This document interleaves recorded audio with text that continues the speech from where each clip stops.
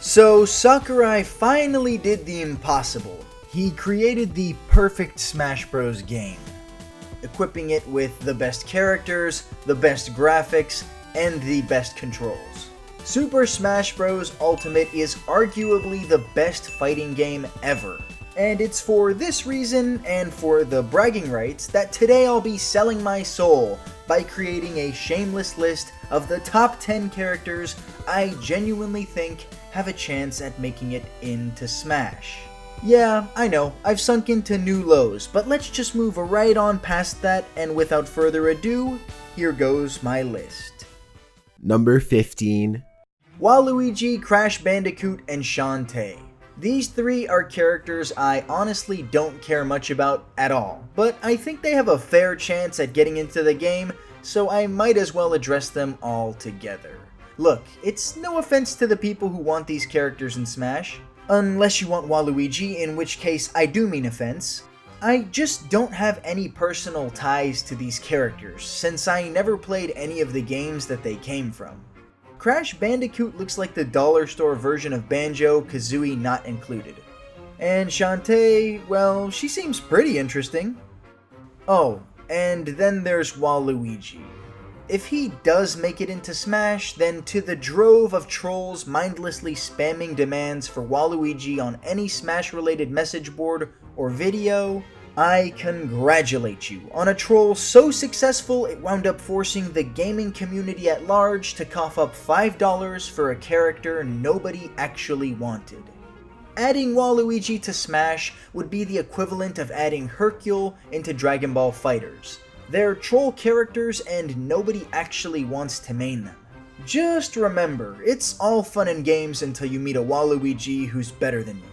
And when he undoubtedly uses his vulgar taunts to assert dominance over you like the soy boy snowflake beta virgin you are, don't come crying to me.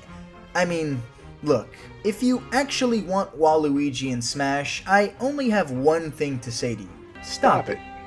Get some help. Number 7. Timmy and Tommy from Animal Crossing. Yeah, no, I'm serious. I think these two lovable little dorks have a good chance at making it into Smash Bros. I mean, think about it. Isabelle got added at launch, and now that there's a new bona fide Animal Crossing game coming out for the Switch, there's never been a better time to add a new character, or in this case characters, from Animal Crossing. This would make even more sense if Sakurai does what I think he's going to do and dedicates an entire fighter pack to expanding on franchises that are already represented in Smash Bros. To me, these two little dudes would be perfect for Smash, and they don't have swords, so maybe fans can stop bitching about it. Maybe not. After all, there were people seriously complaining about Banjo's forward smash being too swordy. I imagine these two being semi-Ice Climbers-esque, however, instead of hammers, they could use hefty sacks of bells. Their case for Smash is made even better when you consider that we already know Timmy and Tommy are going to be integral parts to the new Animal Crossing game. And while yes, I've heard some say it's Tom Nook's turn in Smash, I couldn't disagree more.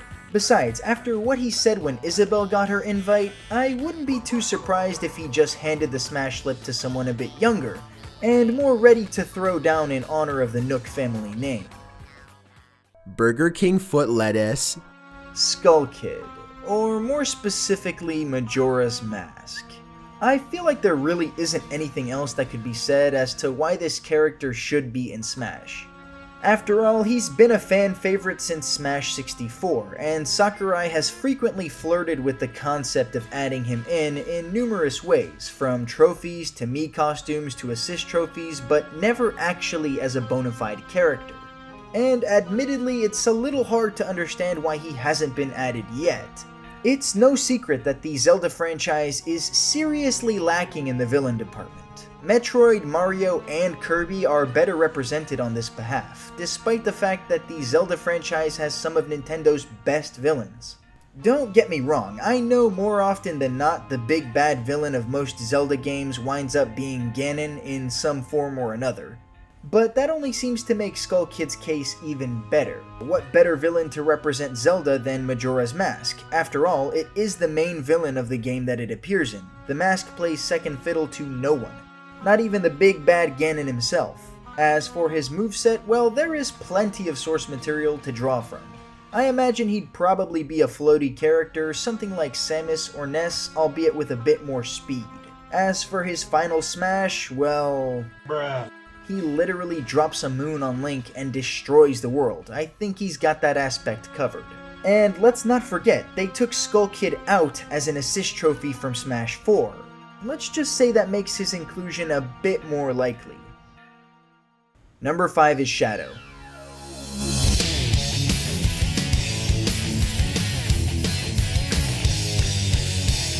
Just kidding, it's Eggman.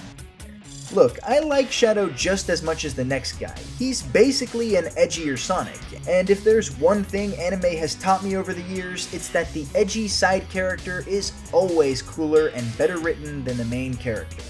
And while yeah, I do think Shadow is way cooler than Sonic, I just don't think he would have a moveset diverse enough from Sonic's to justify me shelling out $5 for an Echo Fighter.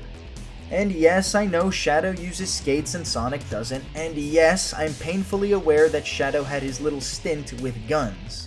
But I don't want to see Shadow become a mix of Sonic and Snake, because then I'd have to hate Shadow and the people who play him, and I don't want to have to do that. Instead, I'd just pick Eggman as a DLC fighter.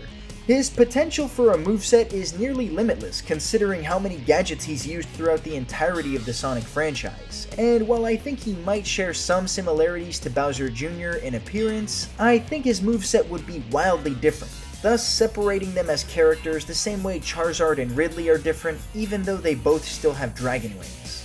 His final smash in my mind has to involve Metal Sonic, with him being the one who created Sonic's iconic robo-rival villain. If you ask me, the one thing Smash Bros could use more of is villains, and Eggman is one of video games' most iconic faces in that regard. Number 4. Despite all the controversy surrounding this topic, I think Pokemon is destined to see a new fighter in the form of an 8th generation Pokemon. If I had to make a bet, which I do, I'd go ahead and say that it's probably going to be something like Sirfetch'd, or one of the starters.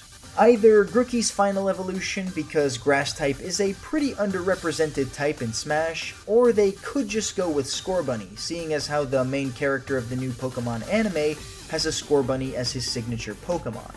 I even think there's a slim chance we could get a new Pokemon trainer character using 3 different Pokemon, maybe being based on Shield-chan, or if Sakurai is feeling particularly badass, he could give us something way cooler, and have the new trainer be based on an evil team leader, someone like Giovanni or Cyrus.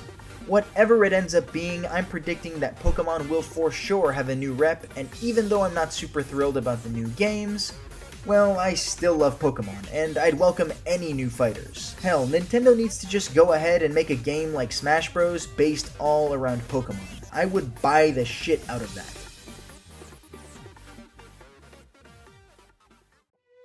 Alright, number 3 should be pretty obvious to anybody who has a Switch or follows Nintendo news. This character is obviously, and I know I'm gonna get a lot of hate for this one, but you know what? Fuck it. I can't wait for this character, and I'm excited as hell. Number 3 is Byleth, the lead protagonist from Fire Emblem Three Houses. Yes, I know, people hate that Fire Emblem has so many reps.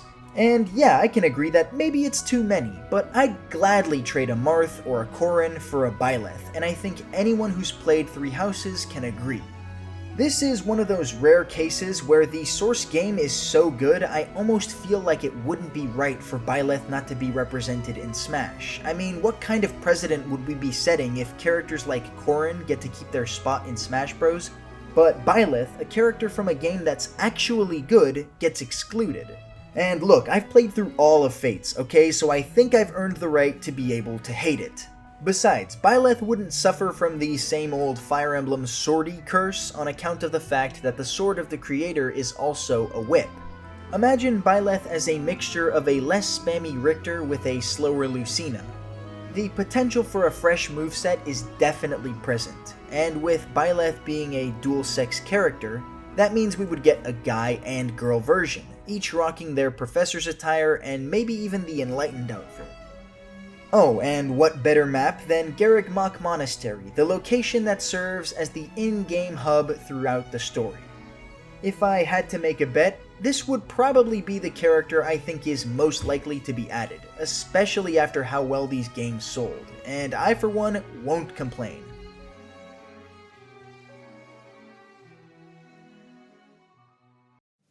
Number 2. Geralt of Rivia. Yes, I know that sounds odd to those of you who are hearing it for the first time, but I've already made a video dedicated to this theory and there's a lot of evidence to back it up. Yes, I'm aware Geralt is technically a character who comes from a book series, but since the character was made a worldwide success via the video game franchise, I think he has way more of a chance to get in over characters he's often compared to, like Goku, who is a character who was already famous around the world even before his first appearance in any video game. Anyway, I won't try to make the point here. If you aren't convinced, go watch that video. Honorable mentions. Dante, featuring Dante from the Devil May Cry franchise. Monster Hunter from the Capcom franchise obsessed with oversized accessories. Oh, and there's Naruto from Star Wars. Oh, and of course, who could forget? Master Hand, who will make a glorious return along with the Nintendo Power Fist retooled for the Nintendo Switch, which is coincidentally also the only control that works for this character. Number 1. Sora. I don't really have a lot to say about this kid. I played the first 2 Kingdom Hearts games, but that doesn't really mean I want this bland garbage excuse for a protagonist in these games. Seriously, tell me one key character trait Sora has that doesn't revolve around friendship. Can you tell how salty I am at having to wait over a decade to play one of the worst sequels I've ever come across? But hey, you know what? Maybe I'm being too harsh. Just because I don't like a character doesn't mean that the thousands of fans who have been asking for him since Brawl shouldn't get their wish to come true. After all, isn't that what Disney is all about? Is what I would say if I was a complete soy boy loser. No, I don't want Sora in Smash. Yes, he's a noodle dick pansy. And no, I don't care about what the fans want. The fans want stupid shit like Waluigi. You know who I'd much rather have from a Square Enix property? Let's see, how about Sephiroth? I don't care if his sword's too big or he's too powerful. Palutena is literally a goddess and Ridley is supposed to be the size of a spaceship. If they were allowed to make the roster and get their asses kicked by literally one of the weakest Pokemon ever, you best believe I'ma ask for Sephiroth before I ask for some weak sauce Sora. Besides, if the overhyped Final Fantasy VII Remake ever does come out, then it just gives Square more of a reason to put him into Smash. And hell, maybe they'll get more than 2 tracks this time, you never know. So, there it is, one steaming hot pile of character list. Like I said before, I made this mostly so that people will think I'm a psychic prophet when every one of the characters I named here today makes it into Smash. On the other hand, if none of them make it in, well, I get to publish this video again in 5 years when Super Smash Bros. Ultra Super Slam Dunk Chad Edition comes out. Either way, I win, so take that, Sakurai.